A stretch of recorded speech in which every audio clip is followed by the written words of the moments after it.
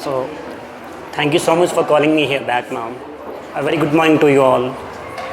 And July. So, I'm very thankful to come back to the place where I have learned so much of things, where I have made so much of memories here, and by coming back here. So, the topic today we have is the career counseling session. So, starting with my experience of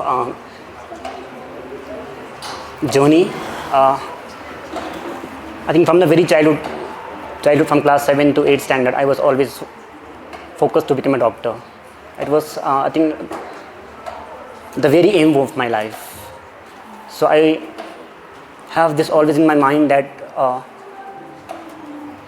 to become a doctor, you have to be very patient, you have to be punctual with your works, you have to be hard work in your studies, and more importantly, you have to be honest with yourself, whether you are doing things with honesty or not. That's important thing, first thing. So I have done my schooling from my own village, Kyakshi. Then after I came to this prestigious school, it's in public school. This school has given me so much of love, confidence, teachings and learnings, and this school really holds a very deep connection in my heart. So I always go, wherever I go, I always mention this school name because this school has given me so much of things. There were very good teachers I had here. The thing is, I'm not here to tell you which profession is good, okay? Because it depends upon the person, of his interest, of his dreams, that varies from person to person. The thing is, what I want to tell you is that आप अपनी career को कैसे choose करें, how do you choose a career? That's more important thing. There is certain things that I want to mention here. That is, first thing, do not come into peer pressure. That is one of the main reason why we fall into trap. अगर आप अपनी career based on some of the people के perception से आप अपनी career को करोगे, choose करोगे, that's not good thing. आप जो भी करना चाहते हो, whatever you want to be in your life, you have to think about by yourself. Whatever questions you have, at the last you can ask me. But first I just want to tell you one thing. आप अपनी career को ऐसे choose नहीं करने की मेरे दोस्त ऐसे कर रहा है. You have to see from your own things. You have to see what you are interested in.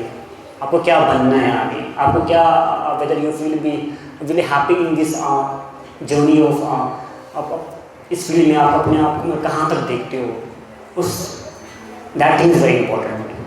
But being a doctor, I just want to share my experience of this journey. So I think to become a doctor, I had a very deep connection with biology from the very, class 5th or 6th standard. When I had that book, encyclopedia, that we have, I have learned so many things with these wonderful teachers. Then the main thing, I had a guidance of my own uncle who is a doctor here. So he was a big inspiration for me. Whenever I see him at home, he was doing some studies or some other things that really drives me through. Only guide you. Teachers will not be perfect. Nobody is perfect. Teachers only आपको एक रास्ता दिखा सकते हैं आपको. बाकी आपको खुद करना है. And respected teachers. These are the ones who will जो आपके फाउंडेशन बनाते हैं. टीचर्स, अपने टीचर्स का रिस्पेक्ट करो. This is most important thing. Then the third, which is the most important subject, which is the pathology. Pathology में पढ़ते हैं कि हमारा जो नॉर्मल फिजियोलॉजी है, अगर उसमें कोई डिफेक्ट हो तो उस चीज़ को हम पैथोलॉजी कहते हैं. हम उसके बारे में पढ़ते हैं, डिजीज़ के बारे में पढ़ते हैं, जैसे लंग्स के कुछ डिजीज़ के बारे में पढ़ते हैं. जैसे फॉर एग्जांपल आपको कफ हो गया, एक डिजीज़ है. नर्चर में हम डिजीज़ के बारे में पढ़ते हैं पैथोलॉजी में. ठीक. अब नेक्स्ट आता है थर्ड ईयर. थर्ड ईयर को MBBS मैं कहते हैं हनीमून पीरियड कहते हैं उसको हम, क्योंकि थर्ड ईयर में 2 क्लिनिकल सब्जेक्ट होती है, 2 सब्जेक्ट होती है उसको, which are not very important. So third year में 2 सब्जेक्ट होती है एंड बच्चे मस्ती करते हैं उसमें। एंड तो सबसे लास्ट आएगा final year, which is the most difficult and which is the most I think most important part of our. तो फाइनल ईयर में अभी वी हैव 6 सब्जेक्ट्स, ठीक है। The first very important medicine and surgery, gynae, paediatrics and ENT, then ophthalmology. ये subject से जो I think जो भी डॉक्टर्स बनते हैं इन्हीं सब्जेक्ट्स को ही पढ़ के बनते हैं, यही हमारा कोर सब्जेक्ट है। बाकी सब्जेक्ट्स भी है जो वो these are the basic subject जो है, but these are the core subject of MBBS, यही होते हैं। तो I think final year is very terrible. I think it's बहुत से नाइट्स ऐसे जाते हैं कि आप बिना सोए आप रात भर पढ़ते हो, आप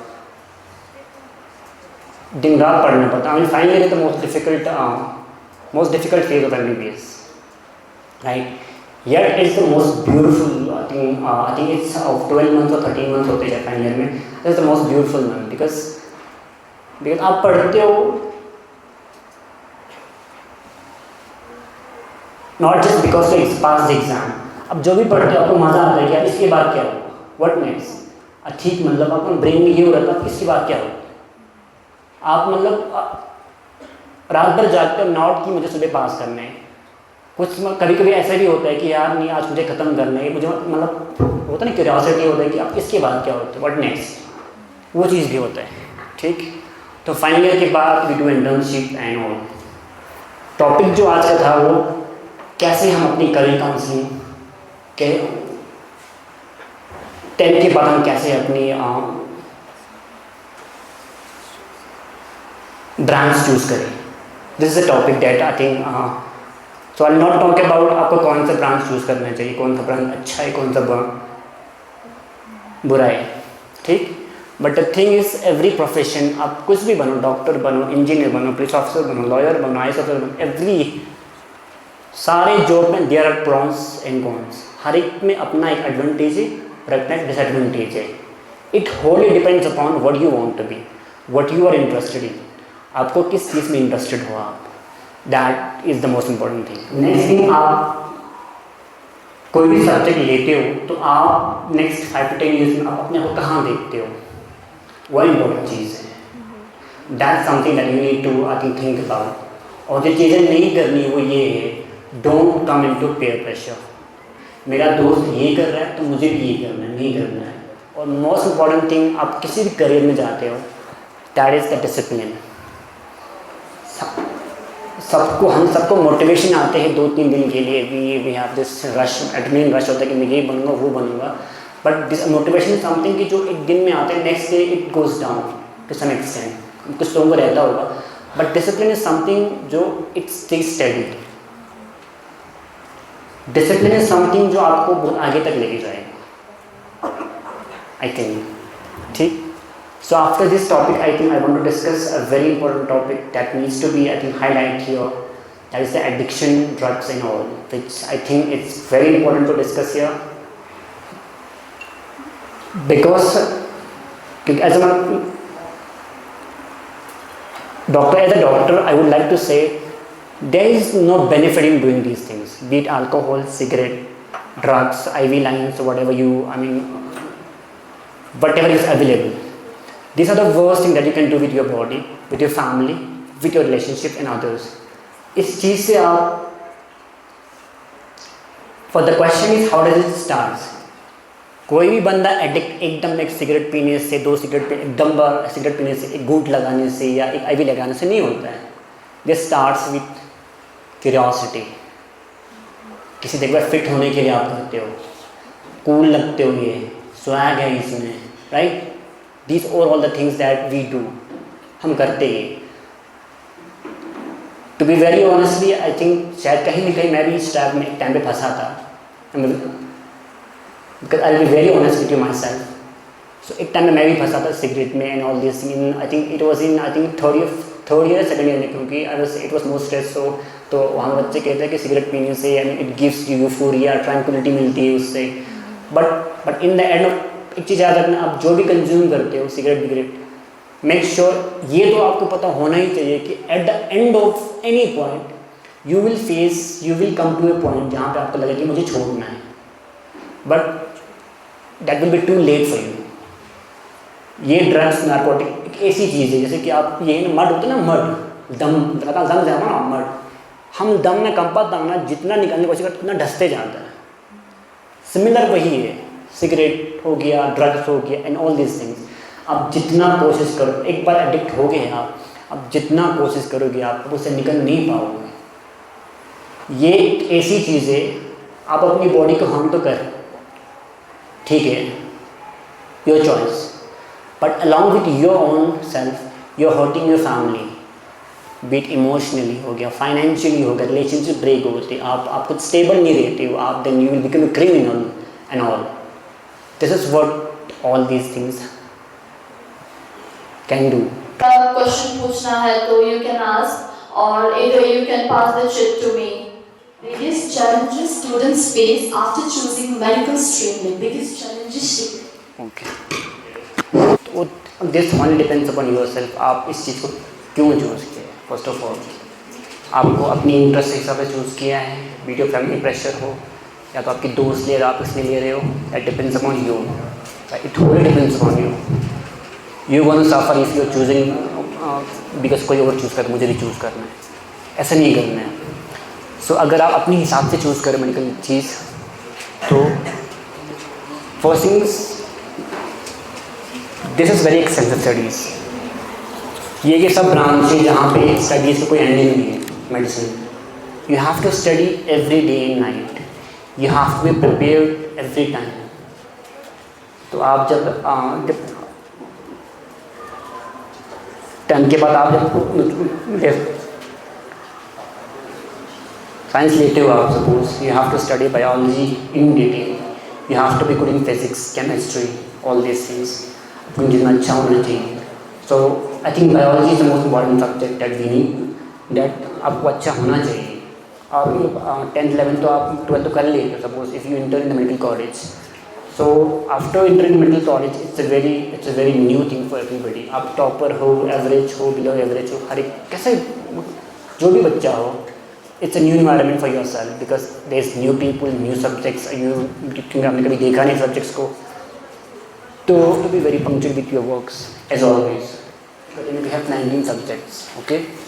सो इन सबको पढ़ने के लिए you have to be very regular with your works, आपको हर एक चीज़ में वो होना चाहिए। And the very I think very वो थिंग ये है कि आपको स्टडीज नहीं करनी, you have to be very I think हमको हर एक चीज़ में वो कर पार्टिसिपेट करनी, बाकी एक्टिविटीज़ हो गया, गेम्स हो गया, हर एक चीज़ में करना है। सिर्फ बस आई मीन बुकिश पर्सन ही नहीं रहना है। आपको यही बता रहा हूँ कि आपको रेगुलर होने चाहिए, रेगुलर टाइम पे पढ़ना है। आपको जितने आवर्स आप पढ़ते हो उतना पढ़ना ही पढ़ना है दिन में। I think this is Skills should a student start developing in class 10 to succeed medical field? I think आपको कोई भी प्रोफेशन में जाना हो, 9, 10, 11, 12 is a basic for every profession you want to go. Engineer हो, मेडिकल हो, non medical हो, arts हो, कुछ भी प्रोफेशन में जाओगे आप, 8, 9, 10, 11, 12 is the basic thing. So for a medical purpose, if you would ask, then I would say आपके बायोलॉजी बहुत स्ट्रॉन्ग होनी चाहिए पहली थिंग। आपकी कम्युनिकेशन स्किल्स बहुत अच्छी होनी चाहिए। This is one of the most pivotal thing. हम सब लोग पढ़ लेते हैं बायोलॉजी, हर एक बंदा पढ़ लेते हैं, समझ भी लेते हैं, याद भी कर लेते हैं, but the thing is how do you will deliver things. आप कैसे डिलीवर करोगे चीज़ को। You should have a good communication skills. I want to say is confidence and speaking skills are the two pivotal things that we need to have as an MBBS doctor. क्योंकि आपको patient के साथ हर एक time पे deal करना है। अगर आपको पेशेंट के साथ स्पीकिंग करने के टाइम पे कुछ भी फंबल हुआ, you can miss diagnose things. This is the important thing. आपको वी नो हर एक बंदा पढ़ लेता है, हर एक बंदा पढ़ लेते हैं, MBBS में हर एक बंदा पढ़ लेते हैं, ठीक, बट कैसे डिलीवर करना है उस चीज़ को, this is important thing. Good morning sir. So my question is, rather than being a doctor, what job opportunities do you get in medical stream? I think in medicine तो doctors ही हो गया, ठीक है. Apart from suppose if you choose biology as a subject after 10 के बाद आप वो चूज़ करते हो, you have multiple options.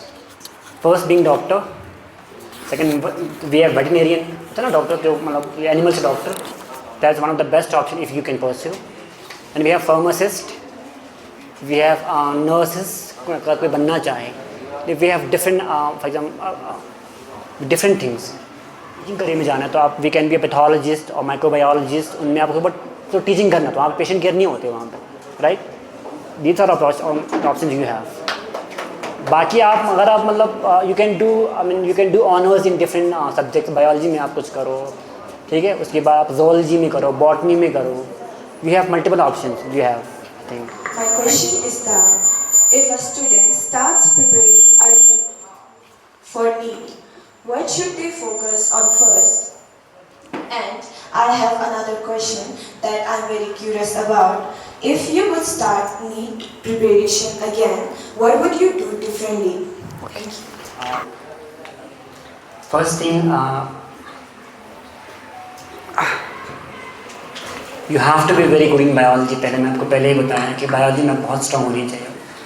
Think क्योंकि नीट में जो है 3 सब्जेक्ट्स होती है, फिज़िक्स, केमिस्ट्री, बायोलॉजी. फिज़िक्स का 180 मार्क्स होती है, केमिस्ट्री का 180 मार्क्स होती है, फिर बायोलॉजी का 360 मार्क्स होती है, ठीक. 50% मार्क्स ऑफ बायोलॉजी, तो आपको बायो में स्ट्रॉन्ग होना ही होना है. सो फॉर्चुनेटली वी हैव रिजर्वेशन. हमारे पास अभी मतलब जो वो है कि हमारे पास सर्टिफिकेट में कैटेगरी का वो हमारे पास है, फॉर्चुनेटली अभी है हमारे पास. So I think but don't depend upon those things. First thing वो है साइड पे, ठीक है, वो साइड पे है, ठीक है, हमारे पास एक ऑप्शन हमारे पास है. येट आई जस्ट वांट कि यहाँ से कोई बंदा जाके एम्स दिल्ली में पढ़े, नॉट कि कैटेगरी के थ्रू हम कुछ हम श्रीनगर में आए कहीं हो रहा है. आई जस्ट मतलब वो ठीक है, आना ठीक है, जो हमारे पास है तो हम यूज़ करते हैं. But I just want somebody from among you to कोई यहाँ से एम्स दिल्ली जाए, ठीक, पीजीआई चंडीगढ़ में जाए, जिपमर में जाए कोई, ठीक, वो है. तो इसके लिए आपको biology have to be very strong first, क्योंकि आपको बायोलॉजी आई थिंक 50% जो है वो ऊपर बायोलॉजी में होता है. बाकी रहा फिज़िक्स केमिस्ट्री, बिकॉज मतलब जो मैंने पर्सनल एक्सपीरियंस करी है, हम लद्दाख के बच्चे ऑफन, बिकॉज मतलब मैं खुद भी हूँ उनमें से, we often lags in physics. Chemistry भी इस दिस इज़ मोर ऑफ उसको मतलब रट्टे मारने उसको भी, केमिस्ट्री बायो जैसा ही है लगभग, but physics is more conceptual thing. आपको अपने फिज़िक्स को अच्छे से बनाना है, फिज़िक्स केमिस्ट्री को अच्छे से पढ़ना है, वो है. I mean this are core subject that we need to do in meeting. Questions of physics and chemistry. I think physics chemistry में रट्टा बट्टा है नहीं. फर्स्ट थिंग आप लाइक बायोलॉजी आप रट्टे नहीं मार सकते उसमें. We know it does have formulae उसमें होते हैं, आपको रट्टे मारने होते हैं फॉर्मूलेज के लिए, बट जो बेसिक अंडरस्टैंडिंग फार्मूला कहाँ से है उसके लिए आपको अंडरस्टैंड करना है उस चीज़ को, और मल्टीपल क्वेश्चंस अटेम्प्ट करने हैं, मल्टीपल क्वेश्चंस आपको बनाने हैं, क्वेश्चन सॉल्व करो, वही है बस मेन थिंग आई थिंक उसके लिए. Dr. Lewis, I would like to conclude this program with a huge round of applause for I wish you more health and success, and I also wish that you will come here again and again and inspire our students in the future also.